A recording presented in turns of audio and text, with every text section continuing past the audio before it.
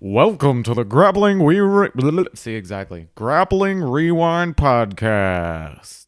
Welcome to This Week on the Grappling Rewind Podcast. This week on the show, we will recap ACBJJ 13 in Long Beach, California, Fight to Win Pro 73 in Chicago, headlined by Bill Cooper versus Mark. Is it Vives, Josh, or is it Vise? I always thought it was Vives. They announced it as Vives. I'm going to stick with Vives until somebody's like, yo, it is Vives or it's something else. Yep. So Mark Vives. Mark Vives. We're also going to recap the Brasileiros. There you go. Preview a little bit for the upcoming Sumo basho. Josh, what Sumo basho is it? Do you know?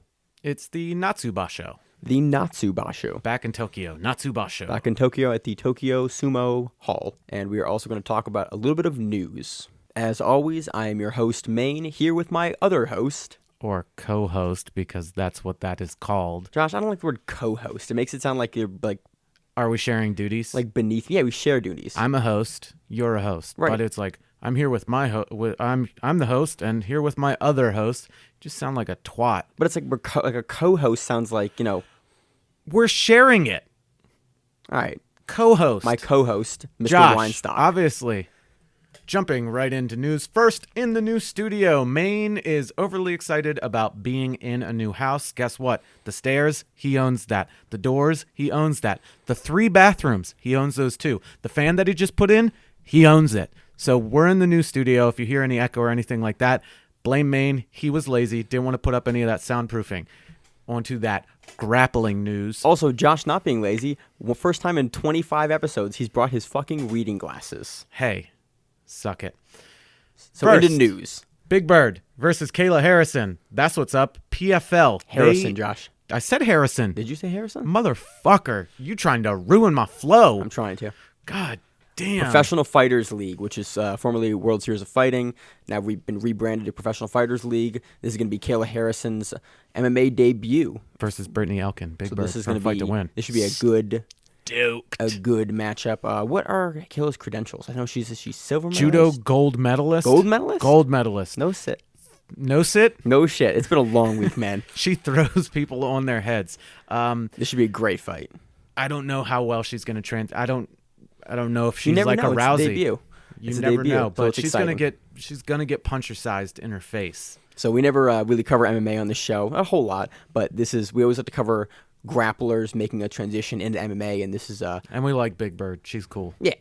So in other news, Ayrshire Grappler put out a cool a breakdown video of Marcelo Garcia versus Shinya Aoki from the 2005 ADCC tournament. Dude, Shinya Aoki got fucked that tournament on draws. He drew Marcelo in his weight class, and then he drew Hodger first round in absolute. Wow. And then he was upset with his draws after. Because, like, what are you going to do? You run into the GOAT of the weight class, then you run into the GOAT of ever, and it's like, oh, good luck with that. Yeah. So, BJJ Scout also put out a weekly digest video talking about Mackenzie Dern switching teams and basically recapping essentially what we do. The Grappling Rewind of video. So, if you're looking for a more succinct version of, what this show will be, BJJ Scout has a cool video out that does that as well. So, on to the Brasileiros. Or Brasileiros, whatever one. However you want to say it. This is one of, I think, the largest it's fucking big. Fuck that. Whatever. You see this many black belts at Worlds? No. Yeah, last week we saw 264 male black belts. A lot. I don't know if it was 264 or 256. Whatever. It was a shit ton. Lots of black belts at this event. So, crazy event. I did not get a chance to watch a ton of the coverage. Because there was like 5 days worth of coverage, and it's all on YouTube and tons of 10-hour-long videos. Was it on Flow at all or no? Just YouTube? Just YouTube. Okay, yeah, so it's there's more jiu-jitsu than you can shake a proverbial stick at. There is more jiu-jitsu that you can physically watch, period.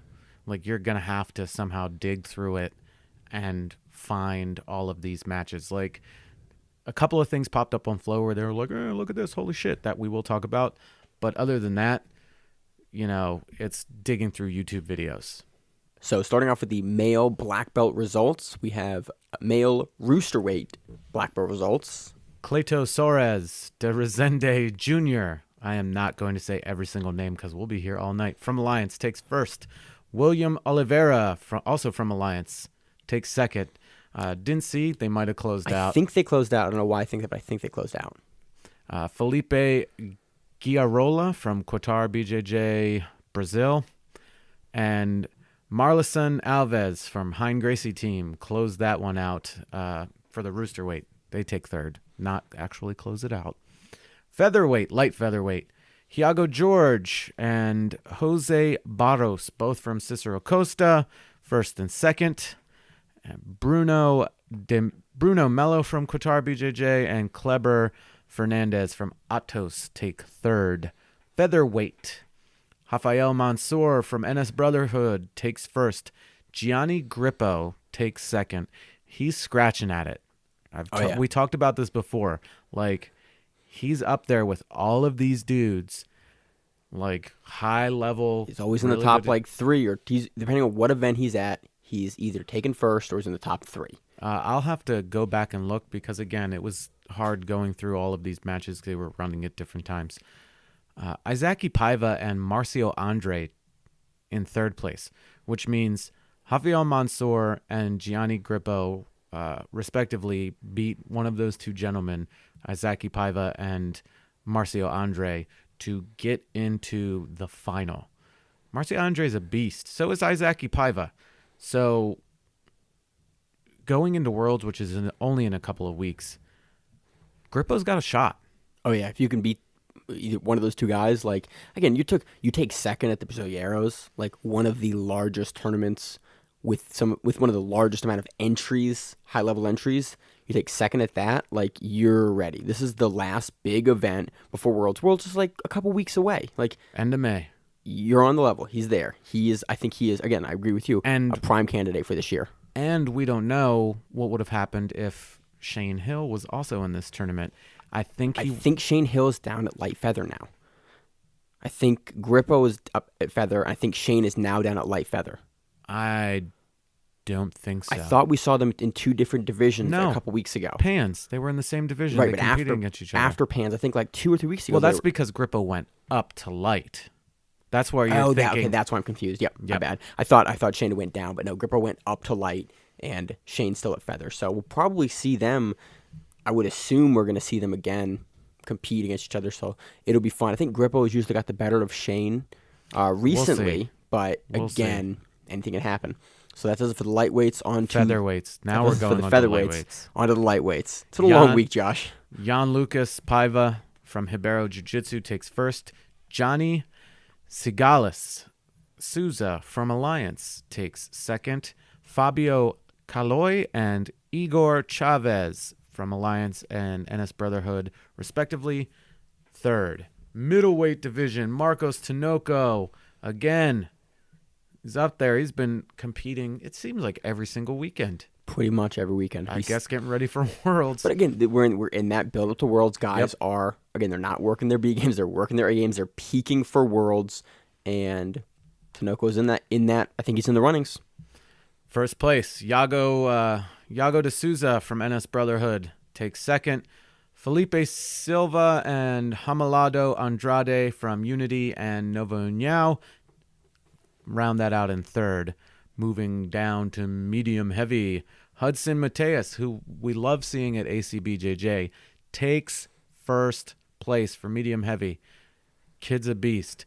He defeated Orlando Montero from Kimura BJJ, and Mateus Souza and Hanato Cardoso from NS Brotherhood and Alliance, third. Heavyweight, Felipe Silva from Zenith BJJ, first place. Demetrius Souza from Alliance, second. Guilherme Santos and Vitor Toledo from Alliance and Atos round that out for third.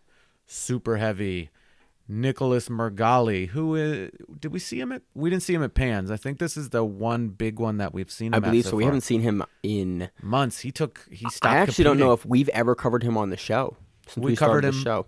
We talked about him for Worlds. Was he on ACBJJ? No. We talked about him when we were talking about our favorite matches of the year. And we talked about him versus Lowe. For the 2017 recap show. Yeah, I think we talked about that, but I don't think we've covered him from a competition standpoint. I think he was going to take some time off before Worlds, and he was going to do Worlds. So I think this is the first time he's been back since Worlds not last year, but... Yeah. last Wow, year. really, it's been a year. I think Almost. That's crazy. Yeah. But again, he still has it. Takes first place. Super heavyweight. Put a little muscle on. I think he was at heavyweight last year. Because Looked good. He didn't look outsized. I mean, we saw him in the open weight here. I will talk about him in a minute. But he looks super heavyweight size. Like, he looks big. thick. Does look thick. 3 C's. THICCC. Exactly. Igor Schneider from NS Brotherhood takes second. Fernando Hayes from Alliance and Rodrigo da Silva from G13 take third. Ultra heavyweight. Felipe Becerra from Checkmat takes first. Otavio Serafim from Alliance takes second. Gabriel Lucas from Checkmat takes third. And Otavio Nolati from Lloyd Irvin takes third. We just saw Otavio a couple weeks ago on Fight to Win Fight Pro to Win. Maryland. Going to the open class, Lucas Hulk Barbosa from Atos Jiu-Jitsu takes first place. Victor Honorio da Silva from Qatar BJJ takes second. Mergali takes third, as well as Hanato Cardoso, both from Alliance. So 2 questions for you, Josh. Forgive my ignorance here. I didn't see Barbosa in the results for anything else before that. He's in the open class. Well, you can be, black belt wise, you can be in the open class as long as you sign up. Okay, that's just for lower belts that you have to medal. I don't know how I missed that. That makes sense. But do you think he did his division or did he just do open? I don't remember the registration. I would have to go back and look at and it. I'm not going to do that. But it was interesting. So it'd be interesting to see if he actually did do his division. I mean, it's happened before where he's shown up and made it very far into the open class and, you know, bottomed out and got knocked out in like the quarterfinals or something, or even sooner in his actual division. So he could have and just didn't make it up there, and then here he is, you know, taking first place, or he just did that, saving himself. So flow threw up a highlight as well of Honorio passing Margali's guard. That is, it was really cool. I thought the passing sequence that he used to pass Margali was amazing. Yeah, he just came in heavy with that pressure and then got through and jumped right over and settled it. And you could hear the gymnasium just going crazy. Honorio's a weight class up, right? At least. He looked bigger than Margali by a little bit. He's, I think, an ultra heavyweight. He might be a super heavyweight. He's somewhere in there. I love how we're saying Honorio, but did I say Honorio when I said Orlando Montero? No, you said Orlando okay. Montero. I just want to double check where I'm not just like I already said his name, but now I don't know. Josh, it is a running thing on the show that we butcher the names, and the listeners of the show know that. Yeah. So yeah, there's a cool sequence that's on Flow. You can also find it on YouTube. You just got to do a little bit of digging. You got to do a lot of bit of digging at this point, man. I'm just gonna say a little bit. Look, just a little bit of digging. So that will do it for the black belts. On to the female black belt results for the Brasileiros.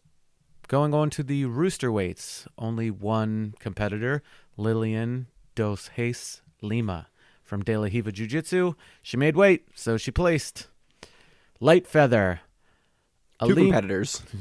Alini Karen Silva Santos from Novo União takes first, and Cristina Maria Zaca Brandao from Cia Paulista takes second.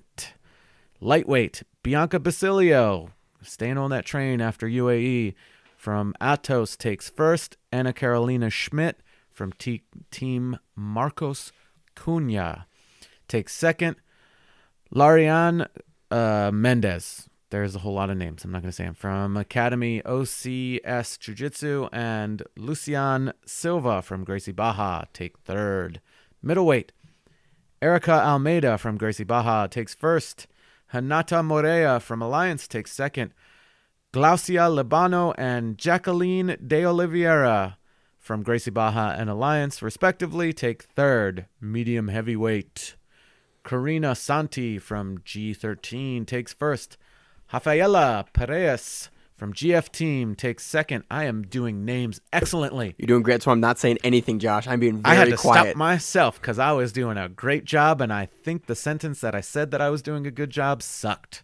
Excellently is not a word.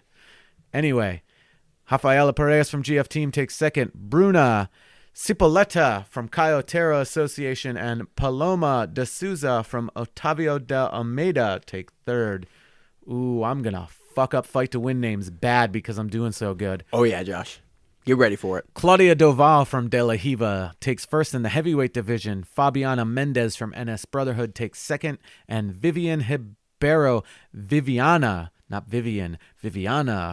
from Nucleo Jiu-Jitsu takes third. On to the super heavyweights. Jessica da Silva Oliveira, who I believe is Jessica Flowers, if I'm not mistaken. I think that's her. That's her. Gracie Baja takes first in the super heavyweight division. Fernanda Mazzelli from Gracie Humaita takes second. And Samela Leitch from Ribeiro Jiu-Jitsu takes third. On to the ultra heavyweight division. Guess who won that one? I wonder, Josh. Tayani Porfirio. Oh, she showed up? Yep. From Alliance, she took first. Luzia. I was about to say Luisa. Luzia Fernandez from Gracie Baja takes second. And Joaquina Bonfim Neta from Gracie Baja takes third. The open class. Tayani Porfirio from Alliance takes first. Big surprise there. She's tough to beat. I think she's. Yeah, she is. I think she's tougher to beat than Gabby Garcia. I think so. She's a guard. She plays guard. Gabby was on top, and Tiny plays guard, and then she's all over the place. Like she'll be up and down, but she's very comfortable with being in the guard. So that's awesome. Claudia Doval from De La Hiva takes second. Fernanda Mazzelli takes third, and so does Jessica da Silva Oliveira. There's a lot of video that you can watch. Holy mackerel. If you want to watch any of these matches, go find it on YouTube for free, which is great. Not even on YouTube Red. Yeah, just regular YouTube with install all them ad block. ads. No, install the ad block, Josh. Oh, duh. Sometimes it still gets around it. I don't know how. I've got ads on it. I'm like, bro, I have ad block on. Same thing. So, anything else you want to touch on for this one? So excited. A lot of this stuff, like I wish a lot of these competitors from Brazil could make it up to America to compete, to make the tournament even bigger and even wilder. But it is what it is. Looking forward to Worlds from this. This is exciting. So that'll do it for our coverage of the Brasileiros 2018. Moving on to Fight to Win Pro 73 in Chicago, Illinois. This event paid out a total of $21,162 in salaries and commissions and was headlined by Bill Cooper versus Mark Vives. It had a 61% submission rate. So as per usual, starting bottom to top, start with the purple belt results. John Meha defeats Gabe Salinas by split decision. Quinn Swift defeats Rami Daoud by decision. Christopher Nicholson defeats Teddy Lopez by bow and arrow choke. James Dunn defeats Paul Dew by decision. Nicasio Sanchez defeats Kyle Sumar by armbar. Vinicia Silva defeats Pierre Perez by choke. That was fight of the night for the purple belts. Joshua Chavez defeats Craig Feldman by toe hold knee bar. That was submission of the night for the Maine purple got belts. confused there for a second. He was like, reading how the is it wrong both? thing. Paulie Westhoff defeats Evan Guarino by decision. That was fight of the night for the kids and teens. We are on to the kids and teens result now. Victor Seha defeats Kai Calcutt by head and arm choke. Alex Salas defeats Blaze Garza by armbar. And that was submission of the night for the kids and teens. On to the brown belt results. Tabitha Ricci defeats Catherine Curio by lapel choke.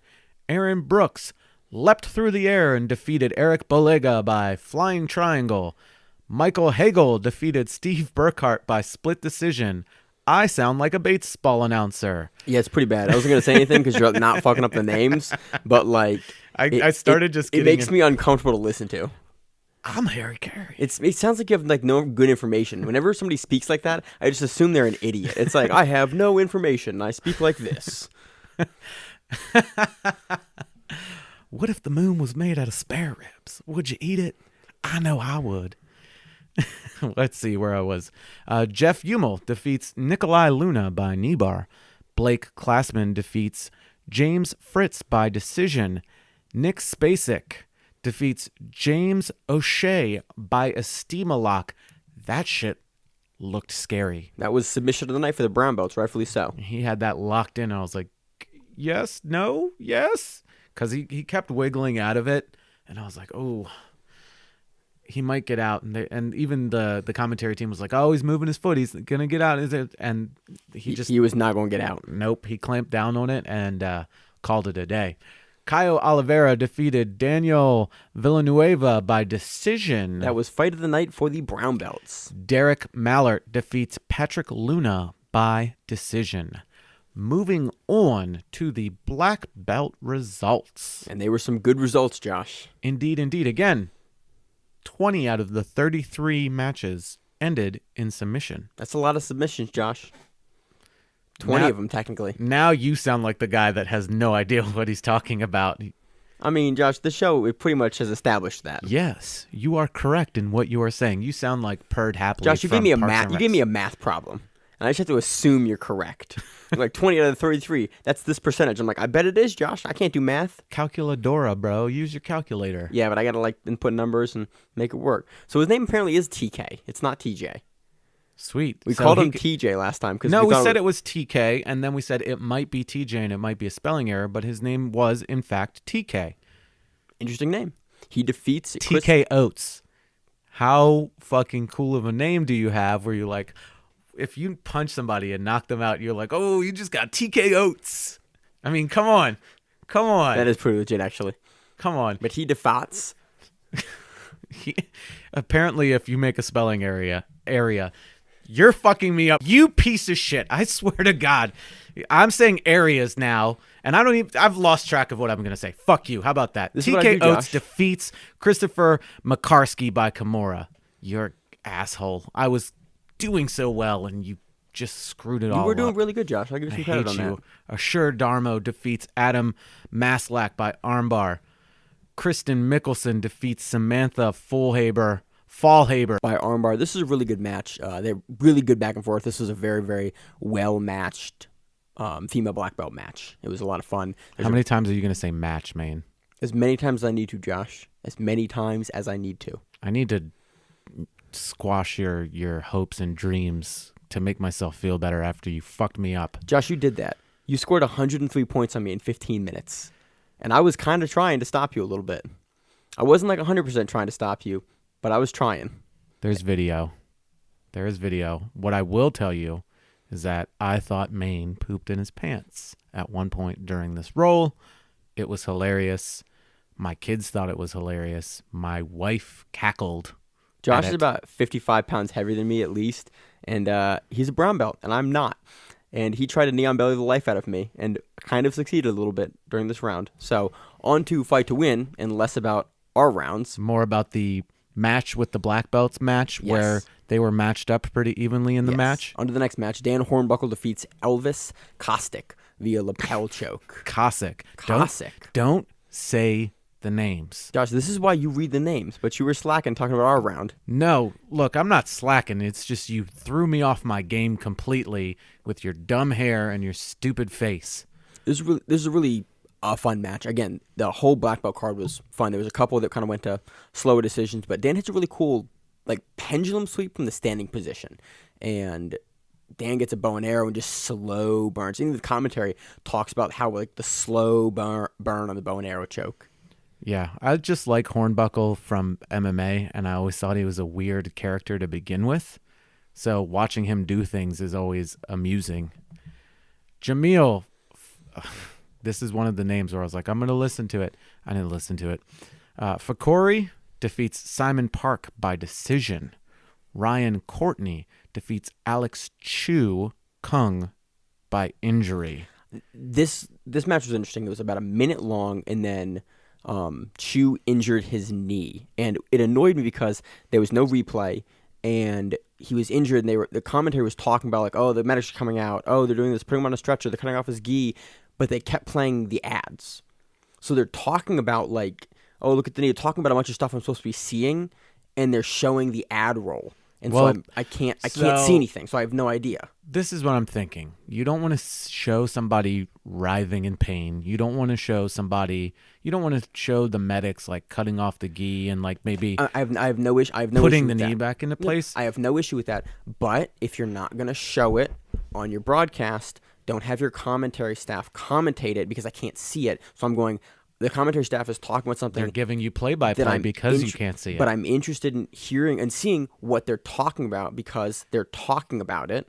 His fucked up knee. I understand that. And I don't, if you don't want to show me that, I'm fine. But either don't show it to me and don't talk about it. Oh, say he injured his knee. We're going to cut something else. Talk about the upcoming matches. Talk about something else. But don't give me play-by-play while you don't show me the play-by-play. You can't have your cake and eat it too. I understand. It just was interesting because I wanted to see, like, was his knee sideways? Was it down? Was it like what? How did he injure his knee? How deformed was his it was knee? It's not that. It was like what we had an injury in the sport we do. Like, how did he injure his knee? Like, what happened? What in that sequence? Was it a fluke accident or was it something with the way he had the single leg or was it a trip or what happened to cause the injury? How severe was the injury? I couldn't see. I couldn't glean anything from the match because I couldn't see what happened after the fact. And it just bothered me that they were commentating about it, and it was like a minute or two of me not being able to see anything. Anyway, Oka Ocasio defeats Steve Kinnison by heel hook, and it was a beautiful heel hook indeed. It was a good heel hook, Josh. It was I love me a good heel hook. Who doesn't love a good heel hook? People getting heel hooked. That's who don't love good heel hooks. I give you that. There was he gets right into the saddle position, turns over, gets it, and then you didn't see a ton of defense on it. It was like a topside heel hook, and then there was not a whole lot of foot fighting, not a whole lot of like movement out. He locks it up and then gets the tap real quick. Some people just don't work on that. I don't know why. Some people just don't. They're like, oh, it's not going to happen to me, so I'm not going to deal with it. Especially in this day and age where the foot game is going on, you're going to have to work on the defense. No matter, like, you can compete in the gi all the time. You still have to know the defense. It was interesting. It was just, it was a good match. It was a fun match. Bob Hemmerich defeats Tony Williams by decision. This was kind of a close match as well. Tony was very disappointed that he had not won the decision. You know what? I don't agree with him, and here's why. And the commentary brought it up throughout the entire match. He had his goddamn hand inside of Bob's pants, like inside the gi. Oh, you mean like an illegal grip? Like a legal grip. Yes. And I can't remember if they said that grip was actually illegal or not in Fight to Win. I can't remember. They were talking about, and I forget what Seth said in the rules meeting. I went to the rules meeting for Maryland for coverage, and I forget what he said, but I do believe it's an illegal grip. I don't believe that they allow you to take that grip and Fight to Win. And the commentary was talking about if the referee saw it or didn't see it or allowed it. I believe it's an illegal grip. If the referee didn't see it, they need to replace that referee because that was bright as fucking day. And he had it on both sides. Not just one, but both. Which completely stopped the passing from happening because he just had his pants hiked up to his knee and had the fingers inside of the pants. I'm like... And if it is a legal grip and I don't know like that it was legal, I have no problem with the grip. It wasn't doing anything, and he was mad because he threw like a half-assed knee bar and didn't really extend it and was starting to attack it. So I'm assuming that he was like, "Oh, well, there's my submission attempt." But they reset him. That outweighs me getting swept twice. I'm like, well, the attempted straight armbar was about as good as that knee bar attempt, so it's a wash. It was a close match. It's an Hemmerich won, and he won deservedly. And Tony did the thing that I've repeatedly said that I hate, which is the what the fuck? Like, why didn't I win? Josh is throwing his hands up, and yeah, we talked about it. We talk about it. Talked about Najmi doing it the other week. Yep, and again, this is where Josh and I Josh cares about it. I kind of it bothers me a little bit, but Josh is definitely the more sportsmanship-oriented individual of the two of us. Sometimes. Yeah. This match, this next one that came up was a treat, Josh. It was a treat to say the least. Oh, by the way, shout out to Chicago before I forget. I love when they like a match, they throw sombreros and piñatas onto the stage. It's because they're terrible cultural appropriators. What if somebody can explain to me the significance of Cinco de Mayo from a Mexican standpoint? It's my birthday, Josh. I don't care about that. That's understandable. Right, I will throw presents at you or a cake or a cupcake or whatever. That's fine because it's your birthday. That's another thing. What the fuck is the point of Cinco de Mayo? It is not Day of the Dead. It is not their Independence Day. It's not. So Cinco de Mayo represents a very small battle that was won for a very small province, I think against the French in 1873, I think.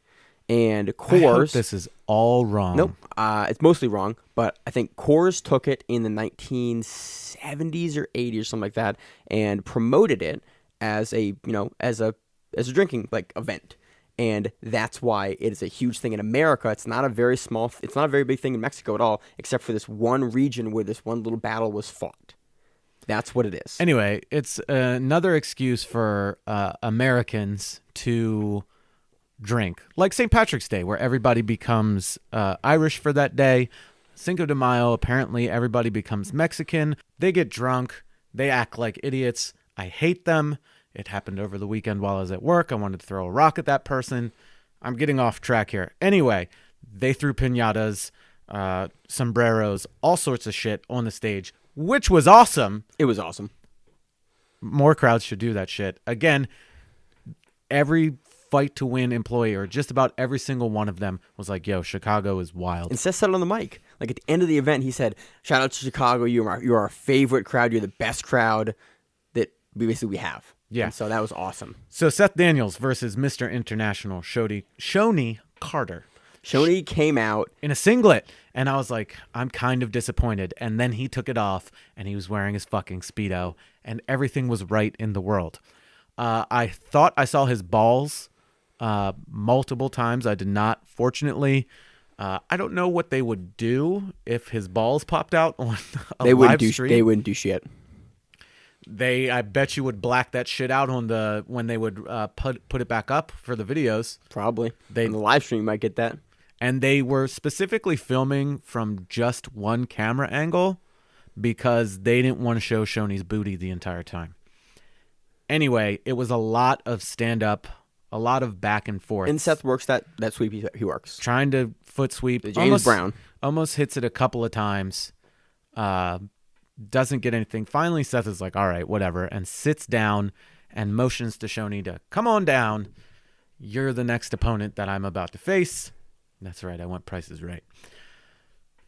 So Shoney comes in heavy with his, just coming in heavy. Seth goes to half guard. He gets flattened out a little bit, but just continually pummels his arm up and pulls the arm across and grabs the hook from the back and yanks him over. That setup, like, I feel it shouldn't put him immediately into that twister position, but it does. And we've seen Seth use the twister before multiple at Fight times. To Win. I think this is the third twister he has in Fight to Win. I want to say so. And he's had 11 appearances in Fight to Win. 3 of them by Twister, and Eddie Bravo actually retweeted this Twister, and Seth Daniels said, yeah, I learned it from his book like 11 years ago or something like that, and he's been hitting it ever since, and the setup was beautiful. Like, he set it up. I want to start working that setup. He put it in. He just hit it from half guard and pulled him across, and but he has like a lockdown in. He's got that hook in, and then he turns him over. But he immediately uses motion. That twister hook and brings it over and set it up.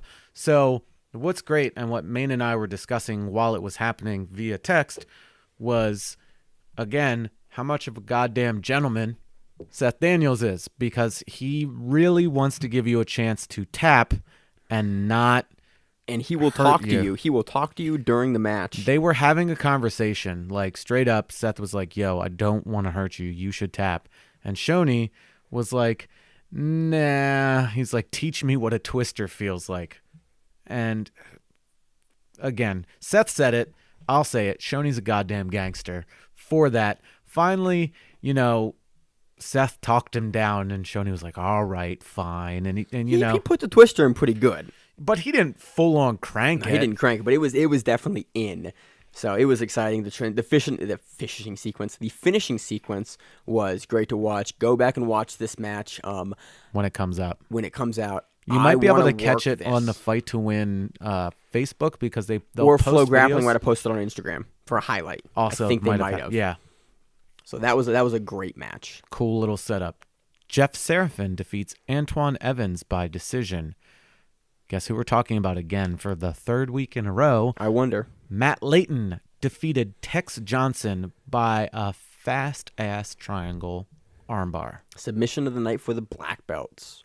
Matt Layton gives no fucks. Dude, this was he was so fast on that triangle, and the transition over to the armbar was just smooth. It looked good, and Tex Johnson's a good fucking competitor. I just don't think he was expecting that. No. You could see that Matt, seemed to have a second gear for the speed. That Tex just was like a click behind, and Matt locks it up and transitions real quick to the armbar. And you see Tex kind of playing catch up in the armbar, playing catch up in the triangle, then playing catch up in the armbar, and they just can't get out in time. Yeah, awesome. Layton again is another great competitor. First to watch. year black belt. Goddamn. Great competitor to watch. Oh yeah. Jonatas Novice defeated Mike Sims by Kimura. Leonardo Arujo defeated Danilo Lopez by split decision. Adim Redzovic, I got that right, defeated... Oh, we butchered it last time. Oh, I know. I think we called him Adam. Well, we butchered Redzovic too. Probably. Which is crazy, but... Defeated Nate Kleinfeld by split decision. I was not impressed with the match. That's why it wasn't really good to comment. It happened. It was a black belt match, and sometimes they're good, right. sometimes they're okay. Like the match before it, the Leonardo Arujo versus Danilo Lopez. That match started out like their pants were on fire. Yeah, they were going at it.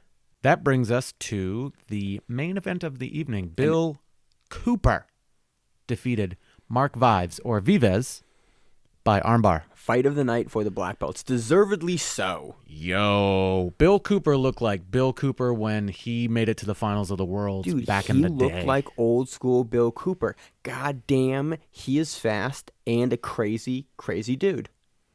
Yo. He came out crawling and doing weird stuff and jumping around with these weird grips, grabbing a bunch of weird grips, doing a bunch of weird stuff. And then he would hop on a sub like Mark owed him money. Yeah. Out of nowhere and just rip a sub off. And he didn't. And eventually he just didn't give him time to breathe, essentially. But he transitioned over to an armbar and finished that up. Cooper was just... It was awesome to see Cooper. Go back and watch this match. You see Bill take the weirdest grips ever and then just use them and just do things with them that you don't see. He has a game that you don't see anyone else play. It's like Glover. Yeah. Glover plays a weird game too. He plays that weird game that's just you look at it and go, okay, I see where he can go, and then he does it. Okay, that he's going to do that, but he doesn't follow any standard pathing or sequences or movement, and he gets in the into the side control position and then rips an armbar like he's going from armbar from the back. Yeah. It was amazing. The speed in which he grabs that arm and then rips it off Mark was great. And then this is the second time it happened. Mark just couldn't hand fight enough and gets got. Indeed. Great card. It doesn't matter the names that were on it. You're like, oh, I don't know anybody on this card. It was a lot of jiu-jitsu. Awesome jiu-jitsu. Yeah. A wild crowd. This makes me want to take the time to travel, to go and compete in Chicago just to hear them boo me. What a great card. Dude, it was a great card. Go back and watch at least a portion of this card if you got the chance, because it was great. So on to ACBJJ 13 in Long Beach, California. This started literally 30 minutes after Fight to Win, so we were rocking that dual screen action. We were rocking picture-in-picture, anything that we could do to watch both at the same time, which is difficult when you're using a phone, an Apple phone anyway. So first up, Bruno Frazado, or as Maine likes to call him, Bruno Frazada, Put the A on there. Yeah, that's right. Defeated Nicholas Welker by referee's decision. First round was 6-6. The following 2 rounds were 0-0. So obviously the refs were like, we're just going to give it to who we like. It was an interesting matchup, but not anything crazy to write home about. Anything to add to that one, man? I have nothing to add to that. That's exactly what I saw. Nifty. Next match. Ari Farias defeated Joao Somalia by knee bar. So Farias comes out looking like a homeless person to begin with. That weird, like, samurai haircut and a trashy mustache. Like, I love that dude. He looks stranger and stranger every time I see him compete. And he was really getting into his motion. Only, 2-0 first round. You're like, okay, let's see where this goes. Well, he just took the fucking cap off and blew out Joao 26-0 in a 5-minute round. Yo, he went wild. He just transition, pass, move, mount, go to this position, pass, do this again. He just did not give a shit. Like, he was like, I'm okay. I warmed up with that first round. Let's go. So 26. This is kind of why I like ACBJJ. You feel out the guy the first round. Second round, you turn on the burners. Third round, you're like, okay, I'm going to get this sub. Talk to my corner. Well, you go for this sub. It depends on, how you're feeling or maybe, whatever. But, okay, so you win the first round 10-9. You won. There has to be like a discrepancy. I know after 9-point difference, it's a 10-8 round. 26-point difference has got to be like a 10-7 or a 10-6 round. Technically, I think it should be a 10-6. Wait. Hold on. He beat him you said up. 8 points? 8 points is 10-8? 9 points. 9 points. So let's say, what's that math? So you're almost at a 10-6. Yeah, so. You're almost at a 10-6. So it's a 10-7 round. That's what I'm going with. Anyway, Ari was like, all right, I'm bored. I'm not going to score on him 1 billion points to nothing, so I'm going to knee bar him. Yo, he knee barred the shit out of him. It was great. It's always good seeing Ari compete. I love seeing him compete. For a while, he wasn't doing so well. Just competition-wise, he wasn't looking good. He was out of the competition scene for a little bit. Awesome. Awesome that he's back. Next match, Michael Lange defeated Victor Silviero by referee's decision. This did not happen the way I thought it would. All 3 rounds non-scoring?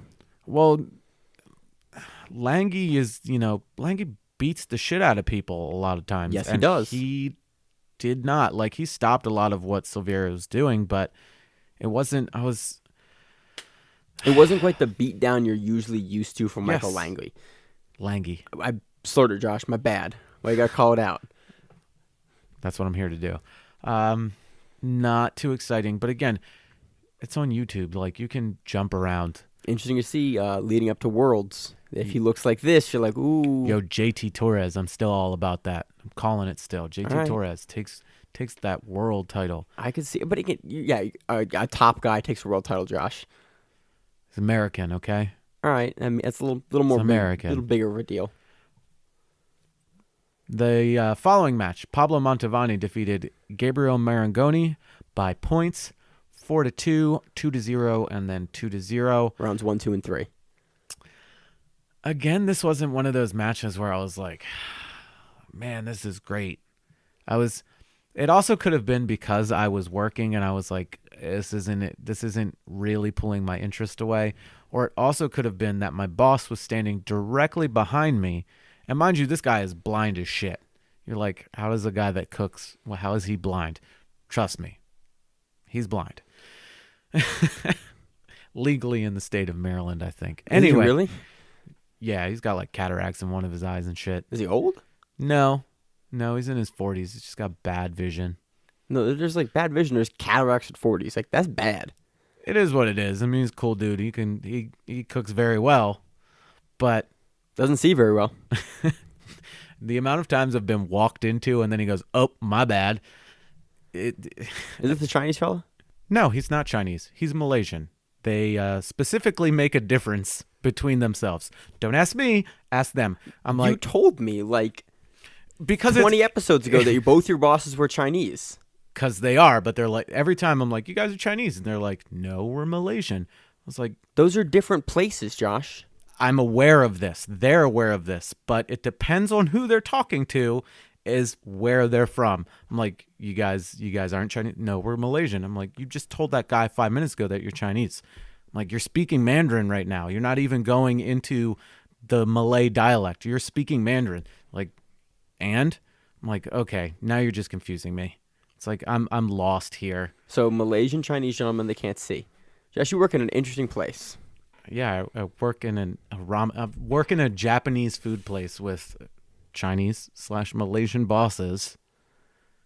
You lead an interesting life, Josh. I try to. Speaking of interesting things, back to jiu-jitsu. Back to jiu-jitsu. Back to this one. Edwin Najmi was tired of losing or making the what the fuck face, and he attacked Rodrigo Corporal with a vengeance. I mean, he was all over him. He did Edwin Najmi things to him. He just jumped all over him and finally just took his back and choked him. I called this one last week, by the way. Actually. And I said Isaac Doderlin would defeat Tanquinho Augusto Mendes. He beat him by points. Good for Isaac. I'm very excited about that. These young American gentlemen coming up, beating all these Brazilian dudes. Up dudes. the worlds. I'm looking forward Where's to Isaac out of? Do you know? Cobrinhas. Where is Cobrinhas out of? Cali? California. Okay, I thought so. I was like, I think it's Cali, but I don't want to say it and sound like an idiot. Cobrinha's not in Atlanta anymore, so no. California. How long has he been in Cali? A while. Like more than 5 years? It's 2018 when I went to Atlanta in 2009 for the first Abu Dhabi trials. Cobrinha was there. So that was almost 10 years ago that he was there. I think he left 2010 or 11. And okay, so he's been in Cali for damn near a decade. Almost. Like getting close to that. Dude, the Cali scene is just, it's its own thing now. It's crazy. It's like mini Brazil. The temperature. The talent, but like all the best, but even like all the best Brazilian guys go to Cali now. Because it's like Brazil. Yeah. Like the climate and everything. It's like Brazil. It's mini Brazil, Josh. You're right. There you go. What I just said. Here's one that you weren't expecting at all. Igor Silva defeated Jackson Souza by flying armbar. In the first round. Yeah. What the fuck happened there? I think we both picked Jackson on this one. Yes, we did. Ooh, I have to go back and listen. I think you picked Jackson, and I was like, fine, I'll just go with Igor. Or I'm pretty sure I picked Jackson on this one because I was like, yeah, of course Jackson 2 is going to take it. And you ever be wrong, Josh? I'm wrong a lot. This is one of those times. Yes, it's very enjoyable to be wrong. Fucking flying armbarred him. Like, I'm still processing this. Again, it's on YouTube for free all the time, so watch it repeatedly. Luis Panza defeated Ricardo Evangelista by triangle choke in the third round. Panza took it 2-0 in the first round, and then they had a draw in the second. And Panza said, you know what? I'm going to triangle choke this dude. I'm going to take you to Subtown. Population U. Oh, my God. Just your face and your dumb facial hair when you said that. I moved. I can't find any more razors. Just get a pair of scissors. It's bad. Get something. It's Get bad now. You got a pair of head trimmers? You know, the clippers? I know they are. You got to do something. Can we wax that? Yo, can we film me waxing your chin hair? Maybe not. Dude, let me do it. It's like a little beard now. It would not be great. You just got to hold on to something and bite down because it's going to hurt. Yo, this is not Sullivan's head. You can't just do this every week. What do you mean it's not Sullivan's head? I had to staple that together. I didn't have to pull anything off of it. I mean, we're talking about like ow pain on my face and head. Similar. Staples in your skull and ripping facial hair out are two separate levels of pain. I'll give you that, Josh. I'll give you that one. And yes, I did actually staple somebody's head together. I have had medical training. I always forget about that. Yeah. I've never done a head though. I did a knee before. Like I put staples Josh. In. Ew. Whatever. It was kind of cool. I mean, it's cool. It's just ew. Like I have no issue with it. It's just ew. We get sidetracked so easily with the dumbest things. Josh, Anyway, I've been moving all week. Like I'm fried. Like I lifted a box today, and I can't pull lift a back muscle. No, I fucked up my shoulder pretty bad actually though, Oh, God. and my foot. Keenan Cornelius reverse omoplated Yuri Simoes in the second round. Yo, that shit was wild. I was like, what's going on right now? And then good old Robert Drysdale and Josh Hinger, who is an excellent commentator. Oh yeah. They need to like fly him out to every single one of them. If they're Dude, he's calm, but he's articulate, and he talks about positions. He talks about like he could replace Braulio or Drysdale. Man, Or he's both of them. good. You could just 'Cause have he's Hinger just working so by calm, himself. and he talks about like the training mentality behind a lot of it, and what you're doing in the gym, and how he got to that position, and why he would go there, and what he's probably gonna. He's just a calm, good, clear commentator. And it's amazing to hear him on the mic. Fantastic He looked commentary. dapper as shit too. Yo, you in got to the dress bow up. tie. You got to dress up. We had this discussion last week. I don't own a suit right now because I was fat and now I'm not as fat. So, but yeah, you got to look fly for the camera, which, there's your problem of ACB. This one, There's two problems this time. There's two problems. the white effect, The white balance. the white balance on the from camera was off. Well, And for the whole the- broadcast, which is weird. and the audio was not synced up with the video. I thought they might try to fix that, but they just They slapped with the live stream. yeah. The also the first match starts before there's like no intro, just kind of like starts and there's music playing still. So that was weird. The announcer is getting on my nerves now. The guy that's like, oh, so and so from that one dude that just with announces. the giant beard. Yeah, that guy just annoys me now. All right. I hope they don't come and find me and shoot me in my house because. Anyway, This is a great. Keenan sets this up from like a back crucifix from like the turtle, yeah, which is really interesting, and then rolls through. And I looked at it, I was like, what is he? And then I think Hinger says, oh, reverse omoplata. I was like, oh yeah, that's what that looks like. Hinger was like probably in his brain like I've been hit with that so many times. Because Hinger trains them, doesn't he? Okay, Yup. that's why Hinger figured it. Because it's not a position that you think to like reverse omoplata someone. Drysdale, I believe, said it first. Okay, both of them. But either way, are top Hinger- level guys. Drysdale was like, "There's a bunch of Atos guys," and Hinger goes, "Yeah." And he's like, "I'm impressed. Your commentary is so impartial." I was like, "He's good at commentary." It's like, "Yeah, I train with this dude. He's gonna fuck him up." It's like, no, you're not gonna say that. We've heard commentators do that before, and it's like, man, you can't do that on commentary. We probably do that a lot too. I mean, we definitely do, but we don't claim to be not biased. That's also true. We like you call me a piece of shit like multiple times an episode, Josh, and I do the same to you. Like we don't claim to be, I called you a piece of shit and then told you happy birthday. You did, Josh. Felt Because good. you're a piece of shit. Anyway. So this is a fun match. Go back and watch this finishing sequence. Keenan's setup is amazing. The way he rolls through and contains the arm and keeps it with the feet. With the legs to finish it. It's great. You don't see this sub very often, especially at a high level. So it was a lot of fun to see. Here's one. And this is going to be more of a topic of discussion than the actual match itself. Roberto Cyborg Abreu defeated Eberth Santos by points. 2-0 in the first round, 0-0 in the second, and then 5-0 in the third. Now, Cyborg looked good. He looked real good. He was on, and we talked about it last week, how we weren't 100% sure. It was his birthday, too. It was also his birthday? 37 years old. He's 37? Yeah.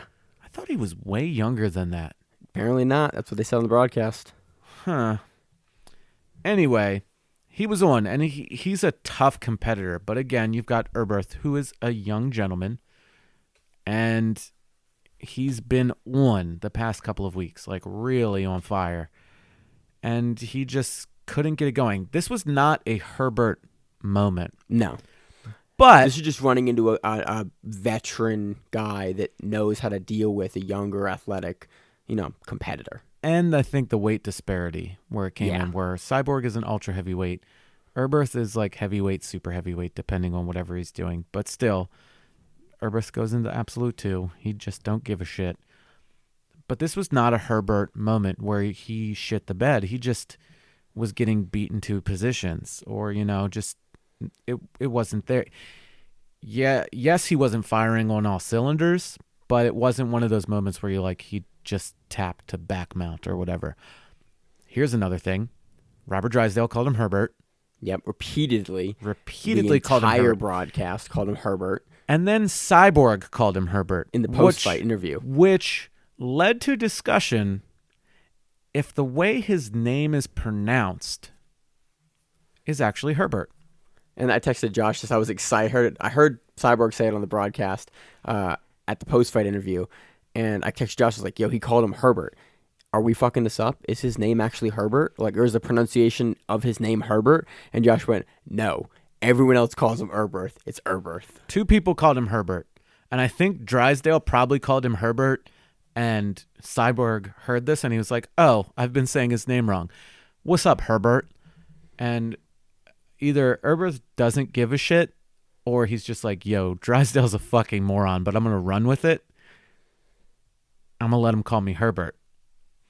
Where is the H sound coming from? I love how that someone's wrong here. It's very possible it's us. It's very possible it's not Fuck us. that. There are 2 people, Eberth and Herbert. Where the fuck does the H sound come from? I mean, there's an H in his name. Yeah, at the end. I mean, technically it's still an H, Josh. It doesn't matter. You don't put it in front of the E and make it Herbert. Is that how Portuguese works? I don't know. They pronounce R's funny. Yeah, they pronounce them with an H sound, but guess what? They add an extra H's, Josh. That's how Portuguese works. And if the H was there, you know when you have Victor, they call him Honorio. Honorio. The H is kind of left out. It's still there, but it's kind of left out. So if the H was there, he would be Eberth. He'd be Eberth. Eberth. I don't know, but I don't think his name is fucking Herbert, and it ruins the joke of the 2 people if his name is fucking Herbert. Don't you fucking take this away from me. Your name is goddamn Eberth. That's it. So Eberth showed up and got beat by Cyborg by points. Good, again, a good performance. I think we'll most likely see both of these guys at Worlds. Different weight classes probably, but we'll see how it goes interesting to see from there. Cyborg compete at Worlds. Interesting to see Eberth compete at Worlds because I assume that Herbert is still on vacation given this performance. I just want him to stay that way. Going down, we talked about this last week as well. Hamilo Bahal defeated AJ Souza by cross choke in the first round. How long was that match? 2 minutes? It was quick. I forget. It was good. That was quick. It was real quick. And we said AJ had a good crafty guard, things like that. Hamilo just did not care. He's like, I'm on it. I'm smothering you right now, and I'm just gonna choke you. It was awesome. 2 guys again we'll see at Worlds in a couple weeks. Very excited about it. Here's one. Here's some controversy, I guess. Not really. But controversy in understanding. So we have Vinny Magalhães defeats Gordon Ryan via points. First, Vinny at the end after he won said, I just came here to show that leg locks don't work, and he walked away. And it was hilarious. I'm glad he just said it, smiled, and walked away. Because Drysdale just looked at the camera like... Drysdale was like, what do I do? I don't know what to do. Herbert, come and help me. But Drysdale looked didn't just run with it. He looked confused, what do I do? What do I do? Hinger laughed audibly on commentary. He audibly laughed. And that's the way it should have been. And it was even better because it looked like Drysdale's face was the face you make when you shit your pants by accident. So Gordon in his response to this match had an issue with the rules or didn't understand. It seems like he didn't understand the rules. Okay, this is how he explained it in his Instagram post. Vinny and I were under the impression that it was 80cc rules and it was actually IBJJF rules. Which it's always been for ACBJJ. If you watch any of these events, they run IBJJF rules. They run them without Except for like heel hooks. Heel hooks are allowed. well, no, they run the rules, but don't they have a weird thing with like the way that the advantages work and the negative points work? Negative points. They don't do work. advantages. There's no advantages. Right. There's no advantages, and the negative points work differently in Somewhat. in ACBJ because there's no advantages, so you can't lose them. You have to build up a certain amount to get points of penalties. It's the same thing in IBJJF. You get your first negative penalty, nothing happens other than you got a warning. The second one, you get an ad. Right? There's no advantages in ACBJJ, so your opponent gets nothing. an ad. You get nothing. Right. You get nothing. The third one is when the opponent gets points. Right. And the fourth one is a disqualification. Right. That's the same exact way. Gordon was like, he had penalties and I had none. When I was looking at the scoreboard, they both had penalties. Yes, they did. They both had penalties. So I don't know what he's talking about to begin with, but he won 5-0 and then they went 0-0 the last two matches. Vinny hit him with a quick takedown and passed his guard, which was in the first round. Crazy in the first round. It was awesome. And then it didn't go anywhere from that. Like, they stopped each other from doing anything. There was no like leg lock game going along. There was nothing that was going along that created any opportunity to watching score. this match and then listening to the confidence in which I picked Gordon Ryan last week makes me sound like an idiot, Josh. I mean, again, Vinny has not.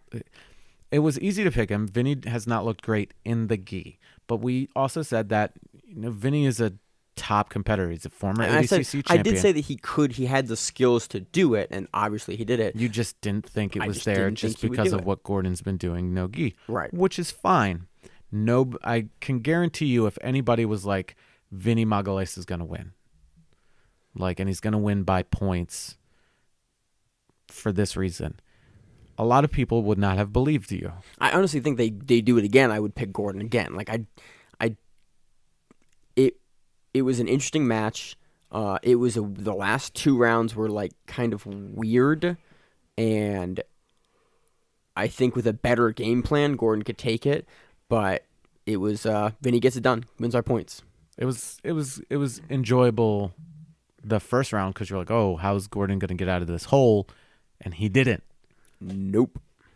So now we're in the title matches. Leandro Lo did what Leandro Lo does and defeated Gabriel Argis by points. He did not allow Argis to do anything. He didn't allow him to score any points the entire match. Well, he almost got an armbar in the first round, but that was really it. He would secure his points and then just keep moving enough to not get penalized. He wouldn't get penalized, but he wouldn't let Argis do anything. Like, he wouldn't let him. It's only 5 minutes at a pop, so there's only certain things that you can do in those 5 minutes, and then we keep going.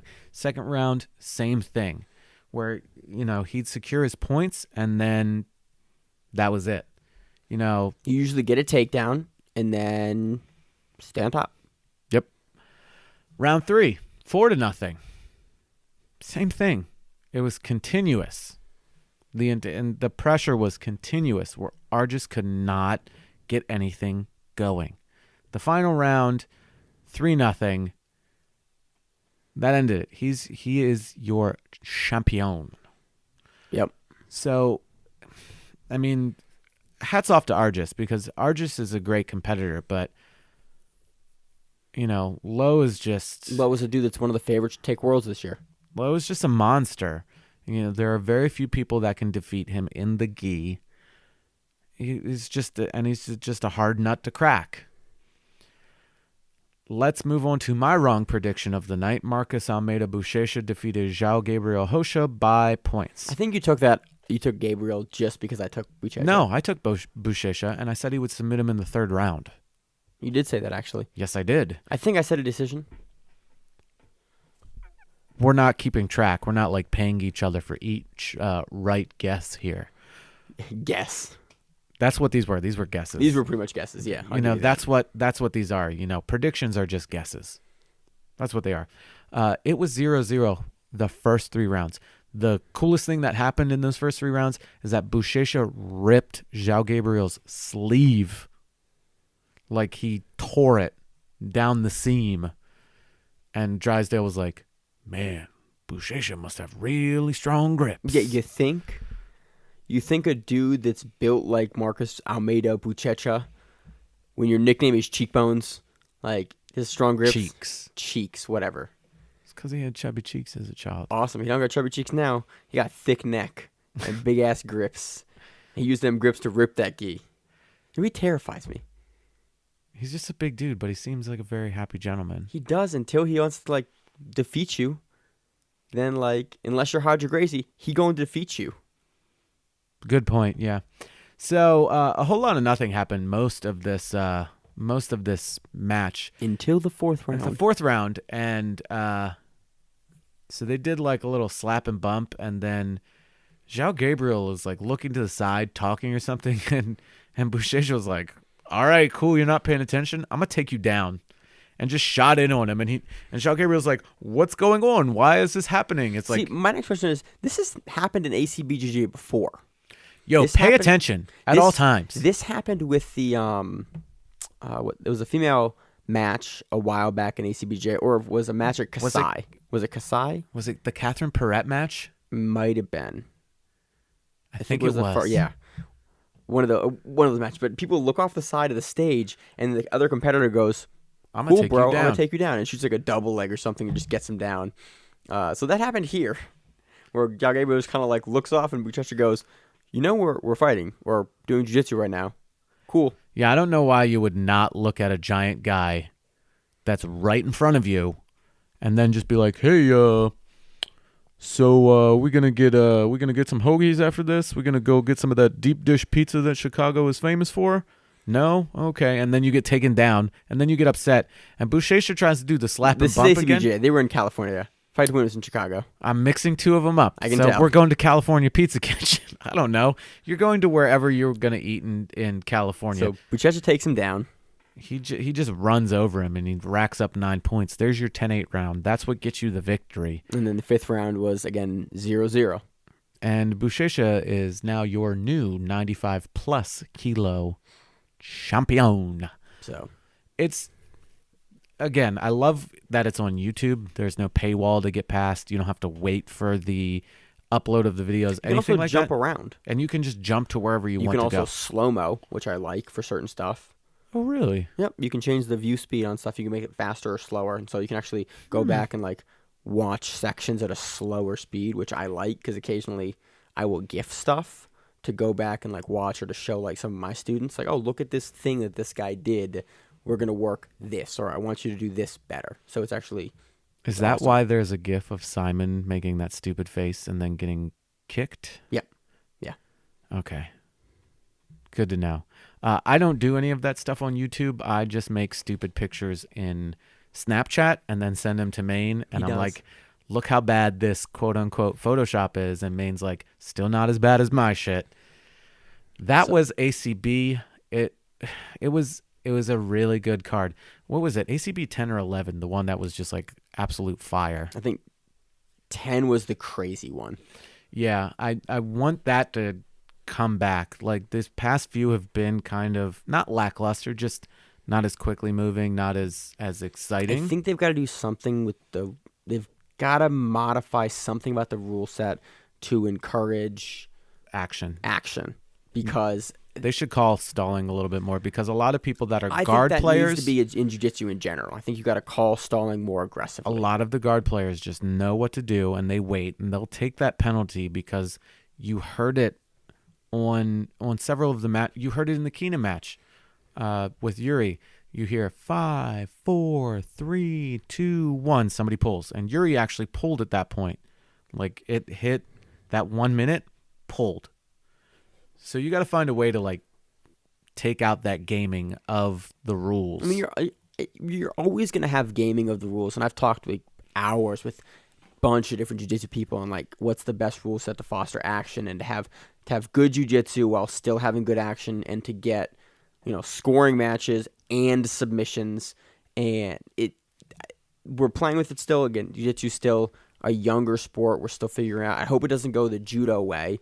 I hope it goes more of the wrestling way, where you get a sport that's very, very active in its rule changes. Like every year there's rule changes in wrestling that facilitate action and facilitate.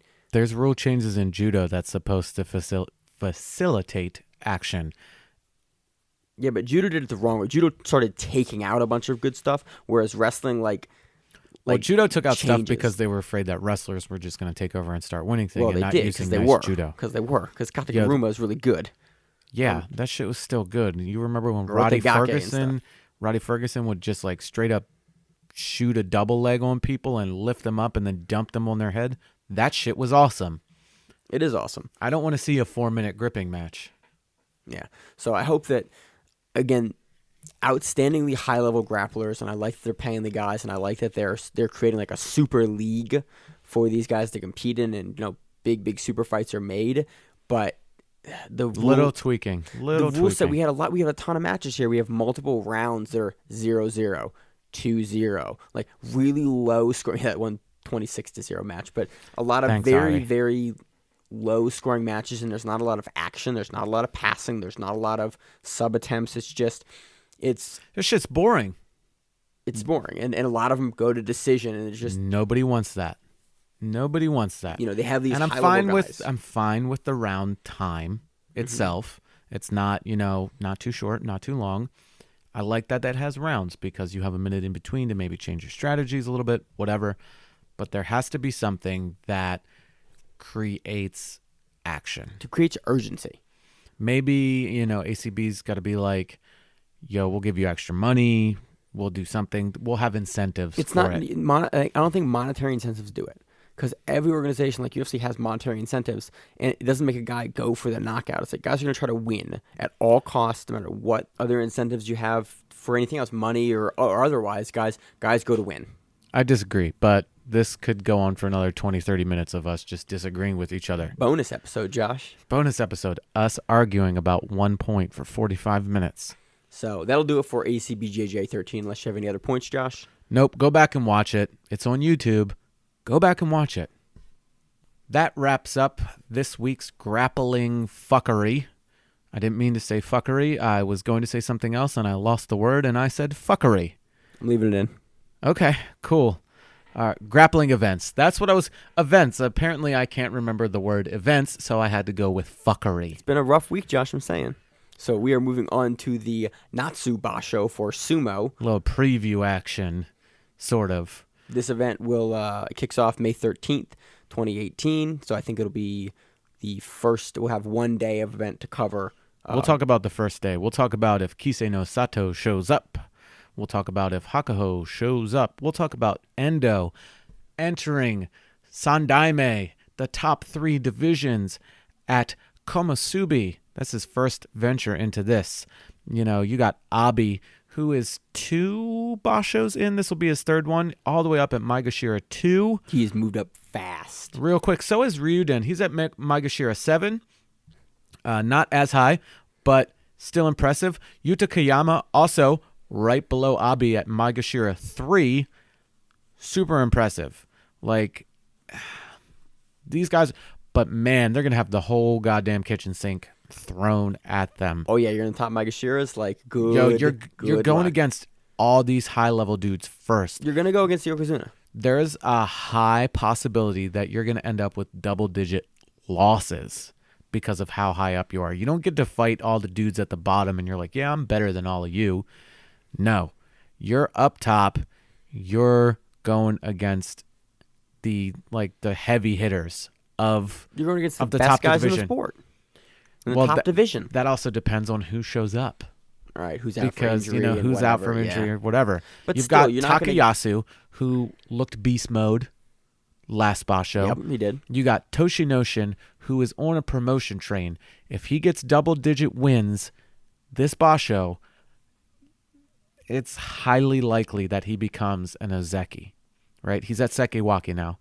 So it is highly likely that he will become an Ozeki if he gets double-digit wins. But you also have to deal with the leaning tower that is Ichinojo.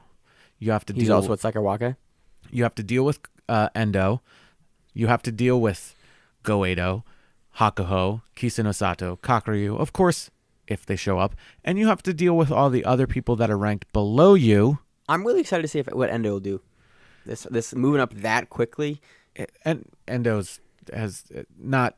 This is the first time he's just been in that position. He did not move up quickly. I'm sorry. I'm not Endo. Abi. I'm Abi. Okay. Abi's the guy I'm talking about. Sorry.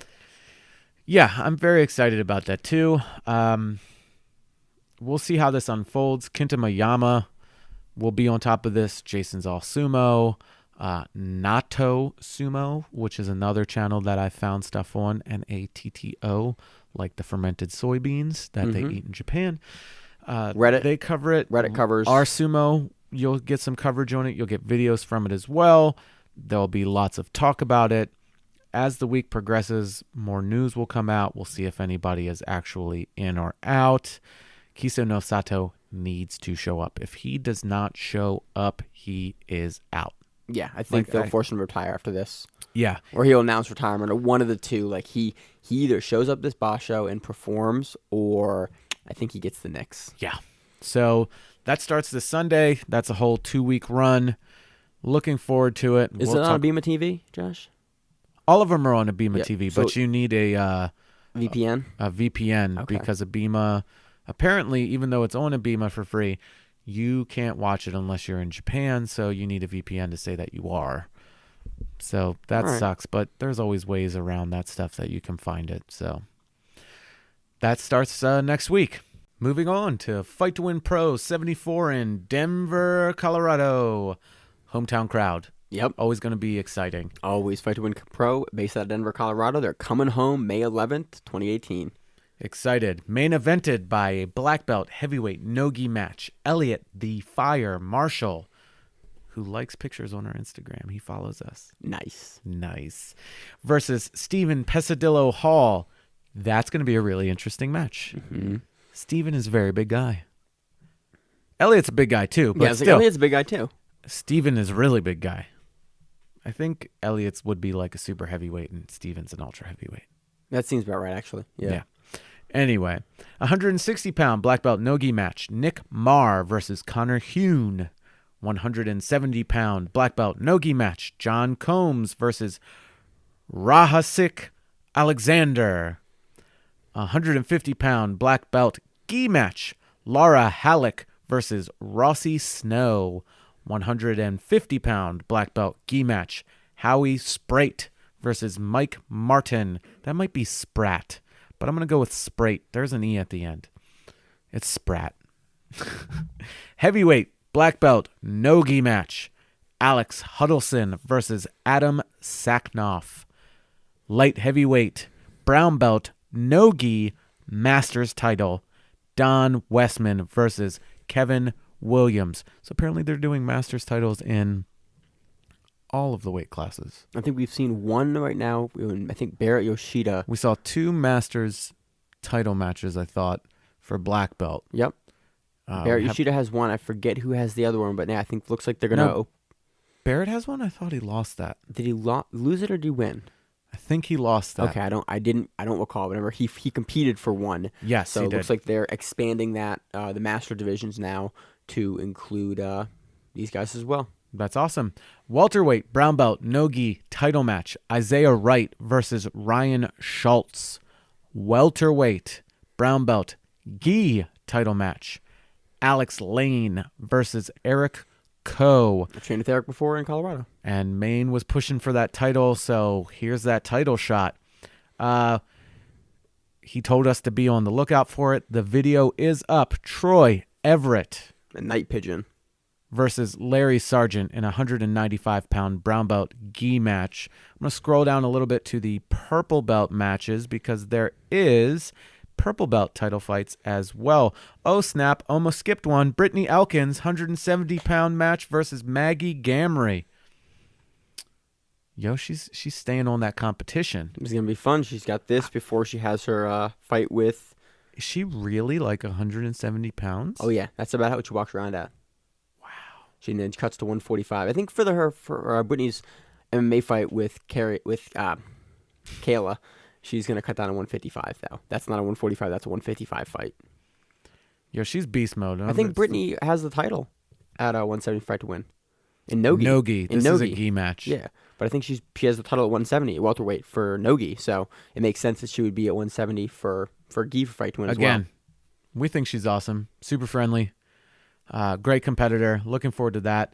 Looking forward to her MMA fight versus Kayla Harrison. And I said Harrison again. How about that? There we go. 155-pound purple belt no-gi title. James Milkus versus Nicholas Burgel. That wraps up all of the title fights. I am interested to see if they push them all towards the top of the card. They typically do. The way that they're listed out usually, this one's listed out a little differently, but usually they list out the matches by weight for what we read off. The heavyweights are first, followed and then lower down the card, and they've been moving around the title fights. Looks like they've been going through a different format recently with how they're displaying the matches. So I'm not sure the order of the card, but a schedule should be out sometime this week that'll show you who competes where, and so they've been putting all the title matches at the top end of the card recently. So it'll be interesting to see if they do that again. I'm also really interested how they're gonna plan it because there's only 6 black belt matches, so I wonder if they're gonna stack that either right before the black belt matches or in with them for all the title fights. I'm not sure, but Colorado's usually a good crowd because Seth is in that community so much. He knows and usually makes some really good matchups for those. Absolutely. I mean, most of the Fight to Win crew is in that area, is somewhere in Colorado. They don't all train together. No, I think none of them train together actually. I think Seth is at Easton's. I think Brittany's at Compound, and I think Night Pigeon is at. It was a Gracie one. Yeah, it was a Gracie. Mile High Gracie. Yeah. So, I guarantee you they train together, just not technically at their gyms. Right. But still, looks like it's going to be awesome. Lots of title matches on there. Lots of awesome black belt matches. I'm looking forward to this one. As far as we're aware, that wraps up our previews. I don't believe there's anything else next week. EBI is in June. Copa Podia is in June. Podio is in June. You love putting A's instead of O's. I put A's on everything. Rise is coming up. That's the following week, We have Worlds in a couple weeks. We have, what else we got? Kasai doesn't have been announced. Polaris is a while away. 5 hasn't had an event this year. They have. It just wasn't It wasn't a super fight card. Right. They did a Texas, they did a California or Texas or Nevada event. But I don't think there's another major event, not a Sub Spectrum, not a Ultimate Mat Warriors or a Marianas Open or any other open tournaments. I think that everyone's just kind of in a lull until Worlds. Well, there's not going to be anything else. It'd be dumb to run something the same weekend or same week as Worlds. That'd be crazy. Do we have a week before where we have Sumo? Nothing other than that? We very well might, but I doubt it. Yo, if we get a week off sort of, you're going to get a straight up bullshit, unedited, full stupidity podcast. Watch it be the best episode of the year. Yeah, because it's just us shitting on each other and acting like idiots. And talking rules and matchups we want to see. And I'm not talking anything about that. I'll have a 20-minute conversation about shitting yourself again. Man, you make these hard to edit, Josh. That's what I'm here for. All right, so that will do it for this week on the Grappling Rewind. I've been Maine. I am Josh. See you on the mats. As always, you can email us at thegrapplingrewind@gmail.com. You can check us out on Stitcher, iTunes, YouTube, and pretty much anywhere you can find Facebook podcasts. We're on Facebook, Grappling Rewind. Instagram, Grappling Rewind. Twitter, Grappling Rewind. Reach out to us on social media. If you got something that you want us to cover, you want to clarify, we are here. You want to tell us we're idiots. Hey, let us know. You want us to pronounce your name correctly? Let us know. Subscribe on the YouTube page. Leave us a review. Helps us out a lot. It helps us out. And, it eventually will help you out. We like to give back. We're doing this as something that isn't done. So help us help you. Again, as always, I'm Josh. I'm Maine. And this is the Grappling Rewind Podcast. We'll see you on the mats.